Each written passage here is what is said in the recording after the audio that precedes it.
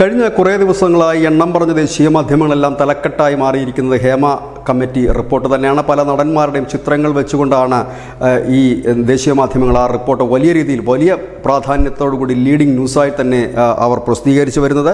ഇപ്പോഴേതായാലും ഈ Hema committee report ദേശീയ തലത്തിലേക്ക് എത്തുന്നു എന്നുള്ളത് തന്നെയാണ് ഏറ്റവും പ്രധാനപ്പെട്ട വാർത്ത.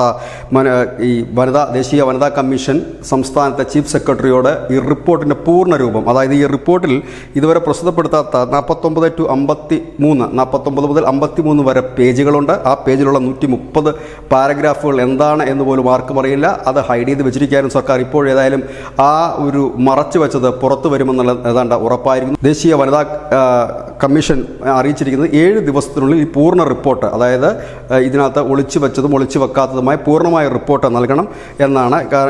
ഇതിനെക്കുറിച്ചൊരു നിവേദനം ബി.ജെ.പിയുടെ നേതാക്കൾ നൽകിയിരുന്നു. ബി.ജെ.പിയുടെ നേതാക്കൾ പറയുന്നത് ഈ റിപ്പോർട്ടിൽ പറയുന്നത് ആരൊക്കെയാണ്, വമ്പന്മാരുണ്ടോ, ഇല്ലെങ്കിൽ ആരൊക്കെയാണ് ഈ റിപ്പോർട്ടിൽ പറയുന്നത്, അത് പൊതുസമൂഹത്തിന് അറിയേണ്ടതായ കാര്യമാണ്. കാരണം ഇത് ഒരു കുറച്ച് പേരുടെ ഹൈഡ് ചെയ്ത് വെക്കുന്നത് മൂലം ഒരു വലിയ ഇൻഡസ്ട്രിയെ തന്നെ, അല്ലെങ്കിൽ ആ ഇൻഡസ്ട്രിയിൽ ഉള്ള ആളുകളെ തന്നെ അത് ദോഷകരമായി ബാധിക്കും. അതുകൊണ്ട് ഒരു മുഴുവൻ പേര് വിവരങ്ങളും പുറത്തു വിടണമെന്നാണ്. ഏതായാലും വളരെ കാലമായിട്ട് പുറത്തു വിടണോ വേണ്ടയോ എന്ന് ആലോചിച്ച് ഒടുവിൽ കുറച്ചു പേരുടെ പേരുകൾ മാത്രം പുറത്തുവിട്ടതാണ്. അപ്പോൾ തന്നെ ഈ പേജുകളുടെ പിന്നാലെ ആയിരുന്നു കേരളത്തിലെ മാധ്യമങ്ങളെങ്കിൽ ഇപ്പോൾ ദേശീയ മാധ്യമങ്ങളും ഏറെക്കുറെ അതിൻ്റെ പിന്നാലെ തന്നെയാണ്. ഏതായാലും ദേശീയ വനിതാ കമ്മീഷൻ ഇടപെട്ടതോടുകൂടി വമ്പന്മാരുണ്ടെങ്കിൽ വമ്പന്മാരുടെ പേര് വിവരങ്ങളും പുറത്താകുമായിരിക്കും. News desk news India Malayalam.